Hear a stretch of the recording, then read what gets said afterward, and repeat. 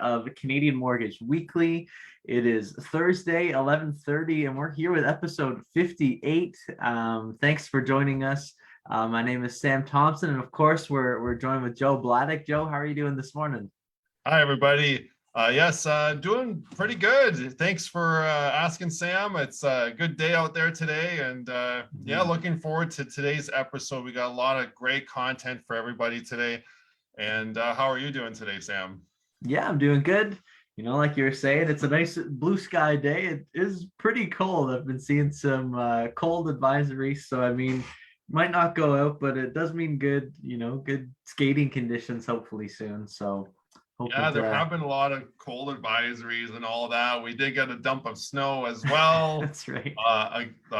Last few days, it seems like we got a lot of snow, a few dumps of snow at least, right? And then skating, yeah, that's something that we've been wanting to get into as well, right? All the rinks are opening around town, so that's pretty neat. Yeah. I've been reading I think it's up in Huntsville. They have a trail that's actually like iced over, so you can skate through a trail. So I like trails, so I might try that out once it's maybe not this cold, but cold enough that the ice will be good condition. You bet. That's right. Yeah, that sounds good. I heard of that trail. I think that might be Arrowhead Park, if I'm not mistaken. Yes. Yeah. That's great. So yeah, with today's weather, it's really good to be able to do that. And with the lockdowns and the restrictions, like being outside and being outdoors, it's a great way to just be able to get outside and enjoy what we have going on right now when restaurants are still closed. Yeah. Gyms are still closed. It's hard to really do anything like that. It's hard in the winter, so you really have to get creative for, finding something to do that's not just watching a movie or something like that. Exactly. And that's really easy to kind of fall back on and just watch a movie and do that sort of thing. But then you end up watching all the movies. So that's right. Anyway, speaking of really interesting movies and things to watch, thanks for joining us today on Canadian Mortgage Weekly. We are really pumped that you're with us today. Would love to just pop right into these stats here for everyone. We'd like to cover off some imperative and important statistics when it comes to your mortgage and your home buying process. So Sam's just going to bring these up here and we'll just dive right into it. Yeah, absolutely. So, I mean, it's been definitely big news for us in terms of the bond yield. We watch this metric, every single week throughout the week to see where it's going, where we're going to see the fixed rate at. And even looking from where we were at last week, there's been quite a jump. The bond yield's currently sitting at 1.6%, which is, surpassed the previous high that we saw, earlier in 2021. Yeah, it really has jumped quite a bit these last few days, and seeing that it's not been alarming because we have been anticipating and kind of watching this trend here, but it is a sign of things to come, I would say. And seeing that the bond yield has broken the previous high set in, the December 2021 timeline. I'm not sure how much higher it can go, but at this point, we are trending higher at the moment. So because of that, Sam, I think we'll see fixed rates point higher this week as well as next. Yeah, absolutely. I know that there's been a couple. I know BMO, TD, and National Bank, I believe, have started to raise their rates, whether it's, as a response to this, but we might see it become more common across the board. And it'll be interesting to see if we, level off at all, or if we start to see the bond yield increase even more. Yeah, it'll be interesting to see that for sure. Keep in tune with Canadian Mortgage Weekly here. In the meantime, fixed rates are still low comparatively. So if you are looking to get into the market for a fixed rate and lock in something, it's still a good time to do that before the rates do increase any further. Yeah. Yeah, and then moving along to our metric for tracking what the variable rate is currently at, the CDOR rate. And as of the most updated data, we saw that there was yet another rise. The rate sitting at 0.562%. Last week it was in, the mid 0.4%. So we're seeing that it's not just limited to the bond yield, not just limited to fixed rates, but we're seeing almost across the board, all of these metrics are starting to increase. They really are, Sam. Yeah, having these metrics increase like this, really setting the stage for things to come here. Not only is the bond yield increasing, but with the CDOR rate being the way it is, variable rates looks like could be on the way to change too. I know that we have a really exciting announcement coming up next week with Bank of Canada coming out with their rate decision. Right. Yeah, there you got the slide there. Thanks very much. Next week on January 26th, we will cover this event live actually on Canadian Mortgage Weekly starting at 10 a.m. Join us at that time for our pre-rate show with Sam and Joe on our Bank of Canada live interest rate announcement for our special episode 59 on Wednesday next week. But with the CDOR rate, the way it's been, and some commentary that Sam and I have been hearing out there, it seems like a rate increase this coming Wednesday could be a possibility. Yeah, I know that from a few different sources that I was reviewing this morning, I'm seeing numbers like 70% chance, other numbers like 86% chance of a rate increase. Now, whether that's just 25 basis points. I have even seen a possibility of, some not necessarily expecting, but not surprised if it goes up 50 basis points. So it's definitely an exciting episode, and the live coverage is going to be something you're not going to miss, especially if you are somebody in a variable rate mortgage. Absolutely. Don't miss this live coverage. And it'll be our first pre-rate show of the year. So we are looking forward to having a good kickoff on that as well. Moving on to the national house price average, I know that there has been a lot of talk about this because we did see national house prices peak at 720,000 and change the prior month. Now with the new data, Sam, the new average price has decreased to 713,500. I know that comparatively to the prior month, it's a little lower, but overall, year over year, it's still a quite tremendous increase in the double digits. Yeah, that's right. We did see, even though it's a slight drop, year over year was still up 17.7% compared to December of just last year. So I know that this is something that a lot of realtors like to fall back on, where people tend to track just the month to month growth or price changes in the market. But it's really important to see, year over year where we were at this time. And closing off the year with 17.7% appreciation is definitely something I'm sure current homeowners are happy to hear, with fluctuations, new variants, lockdowns. Like it's positive note for all of the people who are already homeowners and are watching their appreciated equity grow even further year after year. Absolutely, Sam. It is a very good thing for any homeowners there.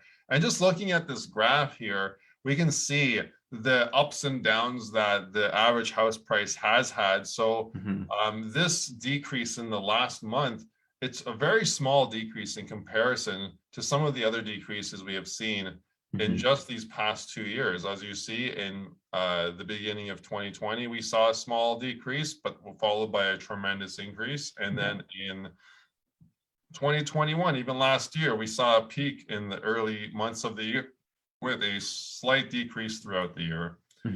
So, yeah, and we've seen a lot of the banks, economists, and real estate organizations come out, as we did spotlight on our prior episode in Canadian Mortgage Weekly to start the year off, that prices are set to increase this year again.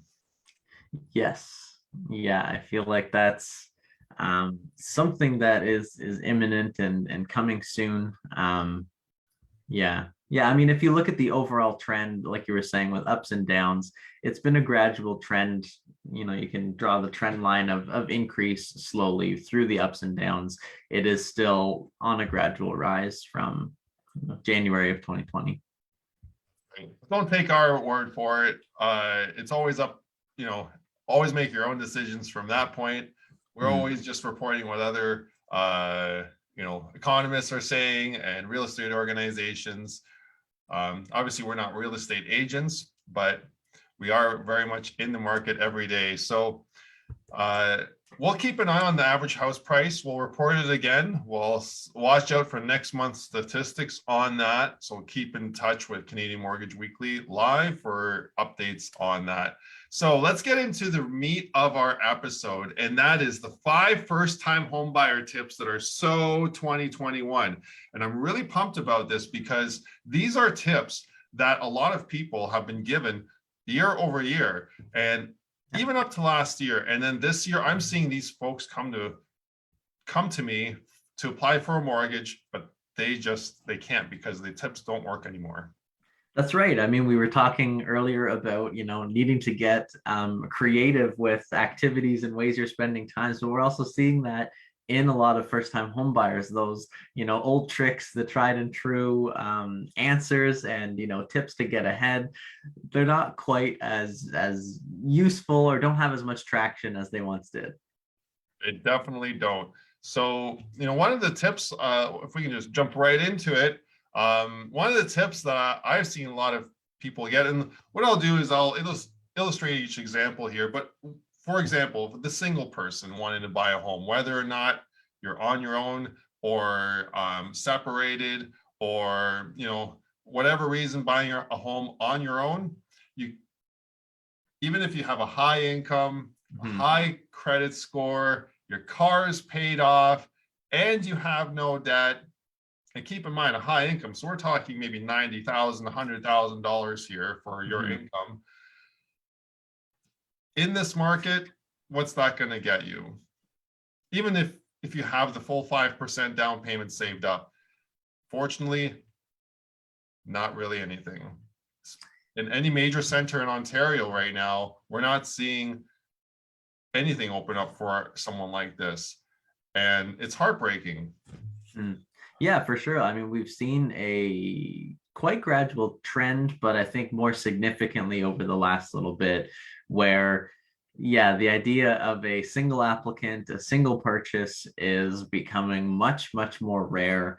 Like you're saying, that's the perfect client, right? Would have high income, good credit, no debts, and it's still the prices are just outside of their budget of what they're able to qualify for.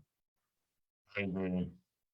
It's sad, but unfortunately, no longer does it work to just aim for a high income, high credit score, no debt, and your car paid off and 5% down. That is no longer enough to buy in a major urban center in Ontario, unfortunately.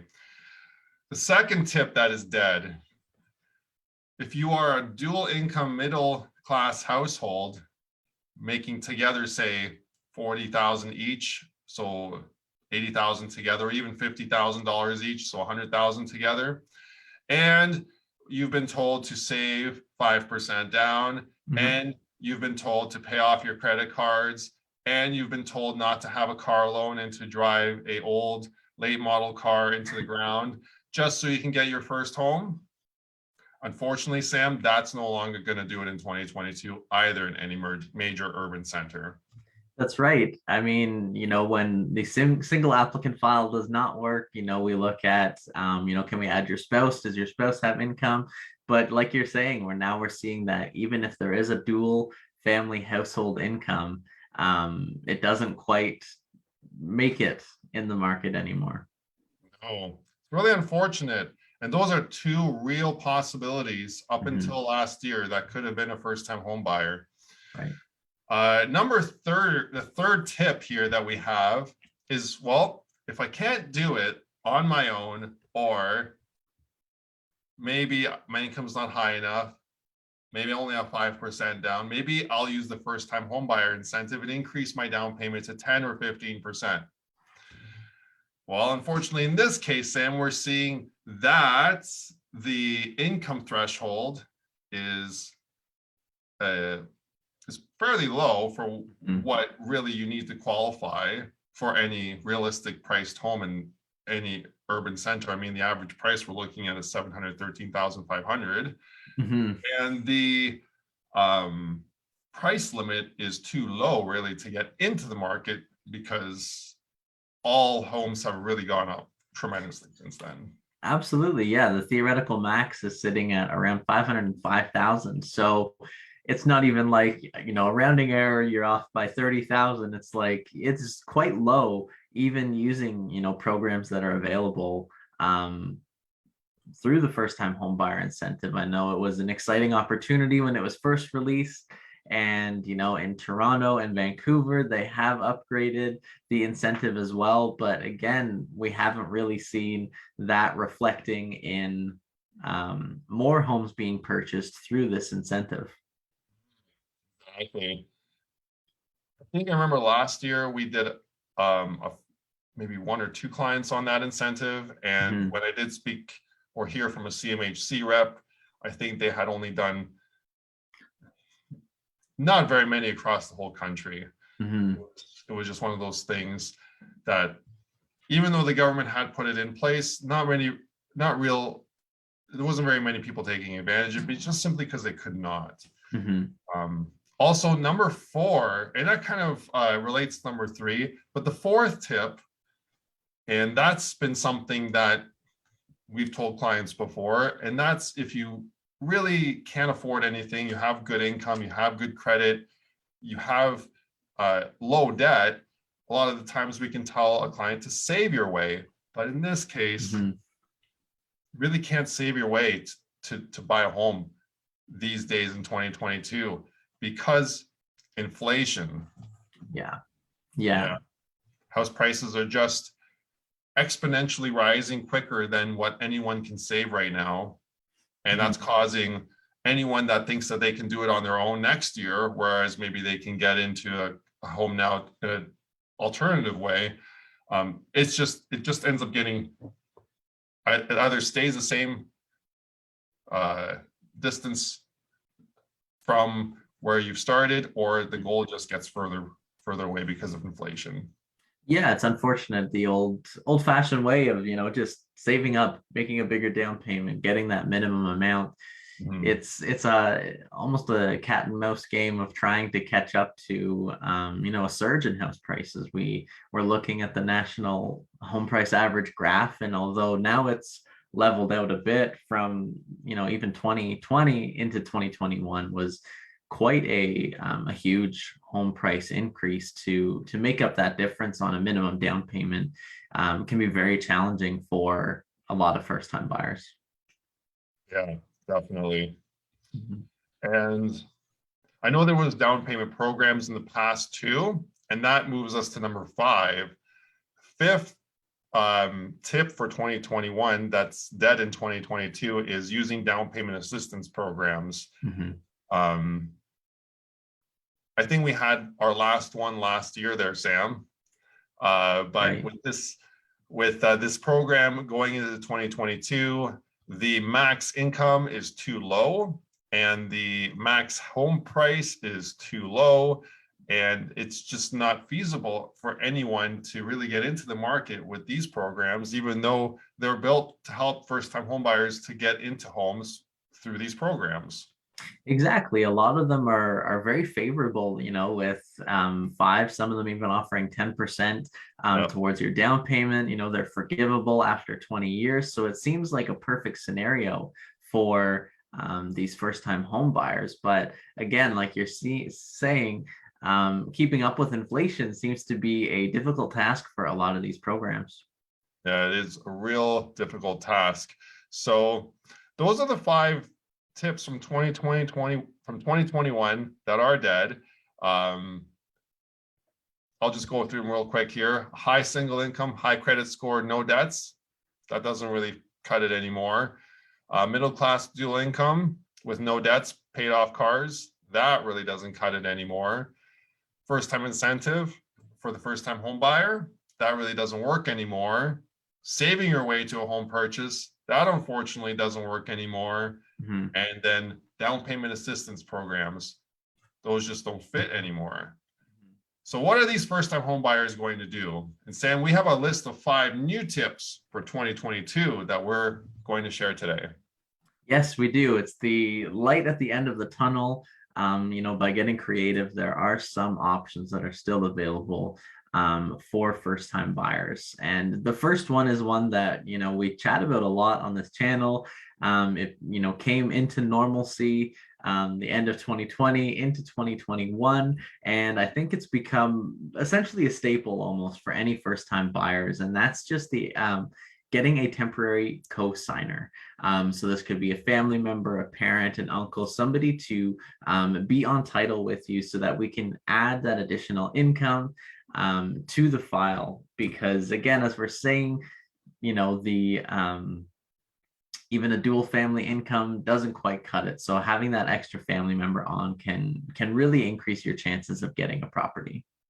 Exactly. It's a really good remedy, and it doesn't even have to be for very long.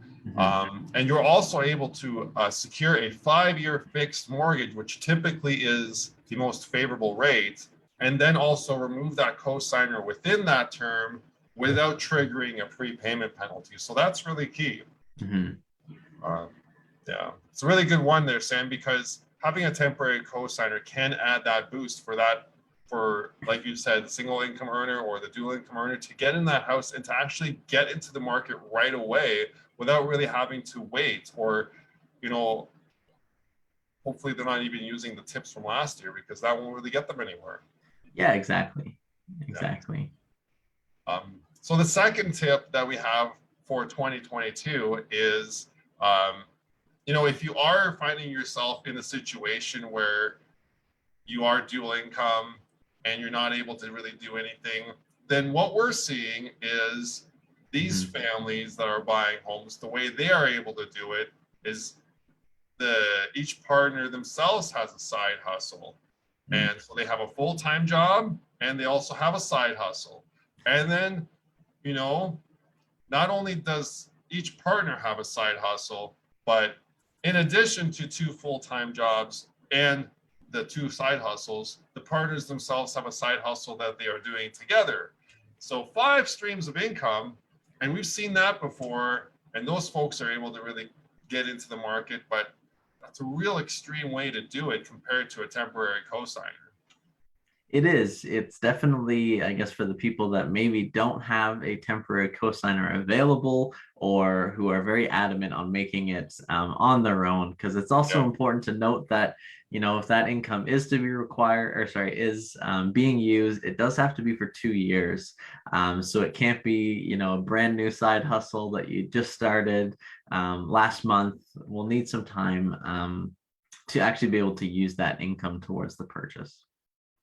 Point there, Sam. Yeah, and that's something also that a lot of people don't realize. They'll start driving DoorDash for a month, and then all of a sudden be applying for a mortgage for property. We really need to see some stability in that, like you're saying, in 2 years is standard. So if you don't find yourself in number 1 or number 2, let's look at the bank of mom and dad. That has been number 3. And wow, have we seen the bank of mom and dad appear in 2021? And I think it's really going to become a standard expectation in 2022. Absolutely. We saw, a huge increase of, high gifted down payments from parents and all that financial assistance. We've even done a video looking at the potential of getting a reverse mortgage if your parents are in advanced years, so that they can free up some of the equity in their home to use for a gifted down payment for their children. But it's definitely been something we've seen relied on heavily. And it's important to know as a home buyer that the market's drifting this way, where a lot of first-time buyers require that financial assistance from their parents. And the parents are able to do this quite easily these days by accessing their home equity. A lot Mhm. of lenders out there are able to increase their mortgage for the mom and dad to take that extra out for the children. And a lot of the times with the lower rates or just some of these lenders that are available for seniors, they're able to do this without a payment, or the payment itself is much lower than what it would have been because the rate is lower now as well. Right. Yeah. So number 4, the other tip for 2022 that is emerging in terms of a way to buy a home. And we've seen rent to own before, but this is called fractional ownership. So we've seen this where clients themselves have high income but don't have savings, or Mhm. have partial savings. But essentially, good clients, they want to get in the market and they're okay with having an investor own part of the home. So it's a creative way to get into the market for sure. We've seen the emergence of a couple companies. I remember we had covered one that started up out west and a few more in Ontario. I mean, even the rent to own models that do exist now can offer you some alternative situations or circumstances to get into the home as well.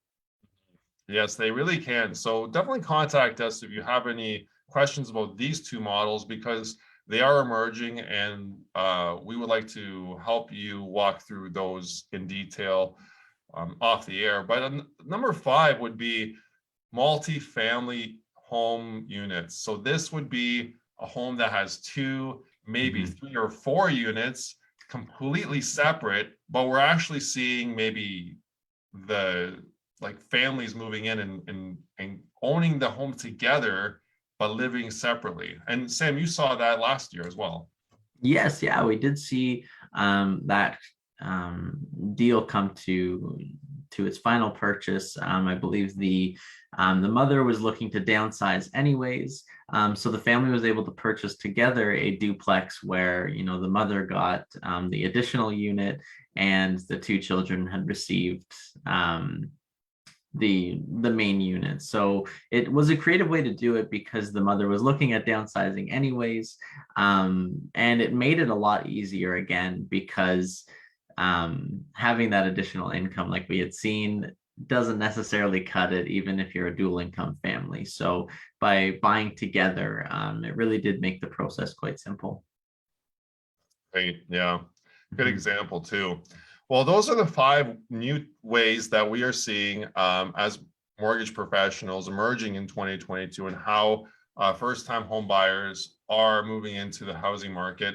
No longer is it just enough to have good credit, low debt, and a high-paying job.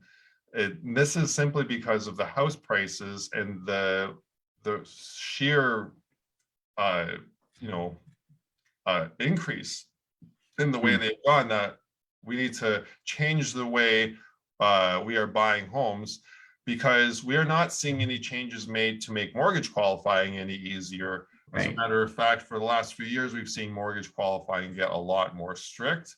Mhm. And with that, these are solutions available for all you first-time home buyers that are looking to get into the market. If you're looking for additional solutions to get into the market, we have an upcoming webinar on January 27th at 7 p.m. where Sam will be speaking about some of the programs available for first-time home buyers specifically. And Sam, tell us a little bit about that. Yeah, the first time homebuyer webinar is it's a perfect first step in the process because I do we cover off a full overview of what the process looks like, things to get in line, a lot of mortgage tips that are even closer to the beginning of the process, such as qualifying income, what you can expect from using a mortgage agent or a mortgage broker. And then again, as Joe was saying, looking at some of the grants and incentives and ways to get money back when you buy, because there are a lot of um, programs and grants out there for you. So it's a really good place to start. And we can schedule a further appointment from the webinar to get you guys in the best position to purchase in what's shaping up to be a tricky market in 2022. Great. Thanks very much for that, Sam. And thanks again for joining us today on this episode. Sam Thompson is a mortgage agent. He's been living in Barrie, originally moved from Ottawa just about 2 years ago now. Mhm. Yeah, Sam, he's married, has a little puppy there, and also been in the mortgage industry for just about 2 years as well. So, Sam, it's always good having you on Canadian Mortgage Weekly, and thanks for being here today. Yeah, thanks so much for having me, for the introduction. It has been, a good few years down in the Barrie area.